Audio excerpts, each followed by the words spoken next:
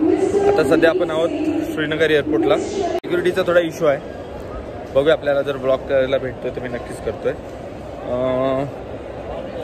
छोटंसं एअरपोर्ट आहे, मुंबईसारखं असं कॉम्प्लिकेटेड एअरपोर्ट नाही वाटत मला हे, आणि क्राउडेड आहे। इकडे येत असाल तर थोडा लवकर यावं लागेल, कारण की इथं डबल ट्रिपल चेकिंग होते। आपल्या मुंबई एअरपोर्टसारखं नाही, इथं सिक्युरिटी इश्यू असल्यामुळं ही लोक डबल ट्रिपल चेकिंग होती। तुमची एकदा एंट्री गेटला होते, पूर्ण बॅग वगैरे चेक होते, त्यानंतर पुन्हा जेव्हा आपण बोर्डिंग करतो त्यावेळेस तुमची चेकिंग होती। त्यामुळे तुम्हाला वेळेवरती यावं लागतं, वेळेच्या अगोदर यावं लागतं ॲक्च्युली, आणि एकदा ते झालं का मग त्यानंतर काही टेन्शन नाही। हे लक्षात ठेवायचं फक्त इथे येताना की तुम्हाला 2-2.5 तास पहिले यावं लागणार आहे। नॉर्मल एअरपोर्टसारखं नाही, कारण की हा सेन्सिटिव्ह एरिया असल्यामुळे इथं त्यांचे जरे रूल्स आणि नियम थोडे वेगळे आहेत।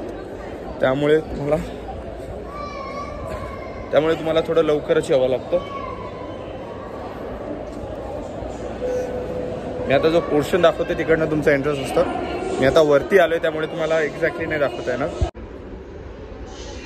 हे जे आहे ना, इकडनं तुम्ही एंट्रन्स करतात आणि या साईडने तुम्हाला बोर्डिंगसाठी पुढे जावं लागतं।